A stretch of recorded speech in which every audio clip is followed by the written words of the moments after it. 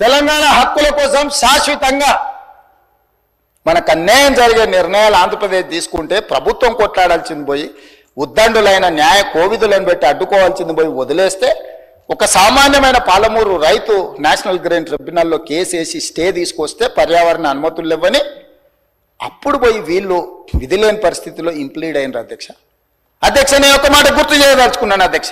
చాలా మాట్లాడిండ్రు, ఉండుంటే బాగుండేది నేను అడుగుండేవాడిని.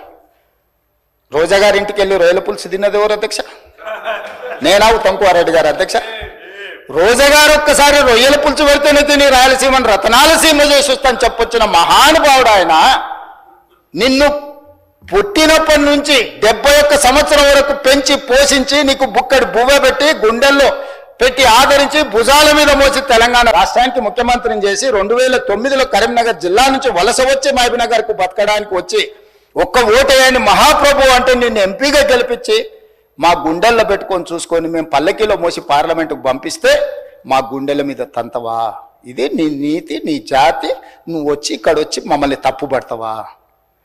రొయ్యల పులుసు తిన్నందుకే అంత విశ్వాసం చూపిస్తావు. ఒక్కసారి రోజమ్మ పెట్టిన రొయ్యల పులుసుకి నిన్ను మోసినందుకు 2009లో నిన్ను పల్లకీలో మోసి పార్లమెంట్లో పంపించినందుకు మా పాలమూరు జిల్లాకి ఏం చేసినావు? పార్లమెంట్లో నోరు లేకపోయినా, పార్లమూరులో ఊరు లేకపోయినా నిన్ను పార్లమెంటు సభ్యుడిగా మేము ఎన్నుకొని నీకు రాజకీయ భిక్ష పెడితే మా పాలమూరు ఎండబెడతావు, మా కల్వకుర్తి ఎడారిగా మారుతుంది, మా భీమా నెట్టంపాడు కోయిల్ సాగర్ మా నారాయణపేట కోడంగల్ లిఫ్ట్ ఇరిగేషన్ని ఎక్కడికక్కడ పడవ పెడతావా?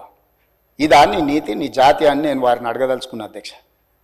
అందుకే అధ్యక్ష ఇవాళ జూరాల నుంచి నీళ్లు తీసుకొని ఉంటే శ్రీశైలం వెనుక జలాలను మనం తీసుకోవాలన్న కుట్ర కేవలం కాంట్రాక్టర్ల కమిషన్ల కక్కుర్తిపడి అమ్ముడు పోకపోయిన ఉంటే ఇవాళ బాజాప్తా రోజుకు 5-6 టీఎంసీలు ఇక్కడ నుంచి మనం తరలించుకుంటే రాయలసీమ కాదు ఆంధ్రప్రదేశ్లో ఎవరున్నా గిలగిలలాడి మన ముందర మొకరిల్లేవాళ్ళు.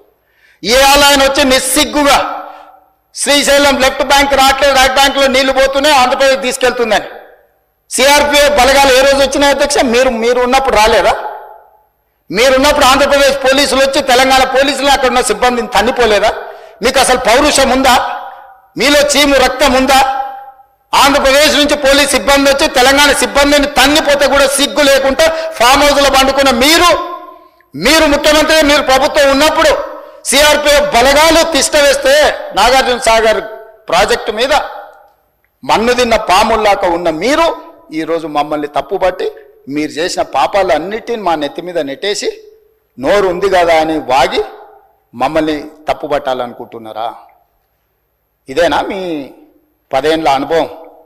ఈ అనుభవంతోనేనా మీరు మమ్మల్ని అందరినీ ప్రజల్ని మోసం చేసినట్టు సభలో కూడా సభను తప్పుదో పట్టించాలని ఆలోచన చేసేదని నేను అడుగుతున్నా అధ్యక్ష. అందుకే ఈరోజు ఈ ప్రాజెక్టులను పూర్తి చేయాలి యుద్ధ ప్రాతిపదికన. మీరు అప్పులు తప్పులు చేసి ఇక్కడ కొంపం ఉంచిపోతే కూడా దాన్ని చక్కదిద్దుకుంటూ ఒకటొకటిగా పరిష్కరించుకుంటూ ఆ ప్రాజెక్టులను ఎట్లయినా పూర్తి చేయాలని నిన్న మొన్న సీతారామ సాగర్లో మా తుమ్మల నాగేశ్వరరావు గారు, మా ఉత్తమ్కుమారెడ్డి గారు, ఆ జిల్లా మంత్రులందరూ కష్టపడి అక్కడ ప్రాజెక్టులను ఒక కొలికి తెచ్చే ప్రయత్నం చేస్తున్నారు. పాలమూరు రంగారెడ్డి ఎత్తిపోతల్ని చేయాలనుకుంటున్నాం. శ్రీశైలం లెఫ్ట్ బ్యాంక్ కెనాల్ని మేము వచ్చిన తర్వాత 10 ఏళ్ళు నువ్వు పడవ పెడితే మళ్ళీ ప్రారంభించినాం. అనుకోకుండా ఒక ప్రమాదం జరిగింది అధ్యక్ష. ప్రమాదం జరిగి ప్రజలు చచ్చిపోతే, అక్కడ ఉన్న కార్మికులు చచ్చిపోతే సానుభూతి చూపించాలి, కుటుంబాలను ఆదుకోవాలి, కుటుంబాలను పరామర్శించాలి.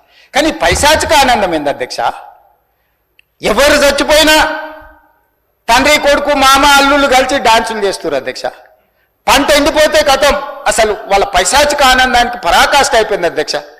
ఎక్కడ ఏ ప్రమాదం జరిగి తెలంగాణ ప్రజలకు నష్టం జరిగినా, తెలంగాణ రైతుల పంటలు ఎండిపోయినా, తెలంగాణలో కార్మికులు చచ్చిపోయినా, తెలంగాణలో విద్యార్థులు చచ్చిపోయినా, తెలంగాణలో పాఠశాలలో ఏదైనా చిన్న సంఘటన జరిగినా వాళ్ళ కళ్ళల్లో మెరుపు చూడు అధ్యక్ష. దాచుకున్నా దాగుతలేదు వాళ్ళ ఆనందం. అసలు అంటే ఇట్లా మనుషులు చనిపోతే పైశాచిక ఆనందం ఇట్లా ముఖంలోనే కొట్టొచ్చినట్టుగా అనిపించేటోళ్ళని ఎప్పుడైనా మీరు చూసిండ్రా అధ్యక్ష? ఆఫ్రికా అడవులో మనుషులను బిక్క తినేటోళ్ళని చూసినామని విన్నా. ఈడీ ఆమీన్ ఏదది ఉగాండాకు అధ్యక్షుడు ఉండే అధ్యక్ష ఈడీ ఆమీన్ అని. ఆయన మనుషుల్ని కోసి ఫ్రిడ్జ్లో పెట్టుకొని కొంచెం తీసి ఫ్రై చేసుకొని తినేటోడు అని. అంటే సినిమాలు చూస్తే నాకు ఆశ్చర్యం అనిపించింది, ఇట్లా కూడా ఉంటారా అని. ఇప్పుడు నిజం చేస్తున్నారు అధ్యక్ష. ఇక్కడ వీళ్ళు ఈడీ అమీన్తో పోటీ పడుతున్నారు అధ్యక్ష వీళ్ళ పైశాచిక ఆనందంలో. ఇది మంచిది కాదు అధ్యక్ష. తెలంగాణకు 25 ఏళ్ళు మీరు పార్టీ పెట్టి ప్రజలు ప్రతిసారి మిమ్మల్ని ఆదరించారు, అవకాశం ఇచ్చారు. ఆనాడు రాజశేఖర రెడ్డి గారు, చంద్రబాబు నాయుడు గారు, కేంద్ర ప్రభుత్వాలు కూడా మిమ్మల్ని ఓడించాలని చూసిన ప్రజలు మిమ్మల్ని గెలిపించారు. మరి ఈనాడు గుండుసున్న ఇస్తే కనీసం జ్ఞానోదయం కలగాలి కదా అధ్యక్ష. 8 సీట్లలో డిపాజిట్లు పోవడం అనేది సామాన్యమైన విషయమా అధ్యక్ష? ఎందుకు ఆత్మ పరిశీలన చేసుకోరు? ప్రజల్ని ఎందుకు తిడుతున్నారు అధ్యక్ష? మీరు చేసిన తప్పులకు, మీరు చేసిన అప్పులకు ప్రజలు శిక్ష విధించిండ్రు.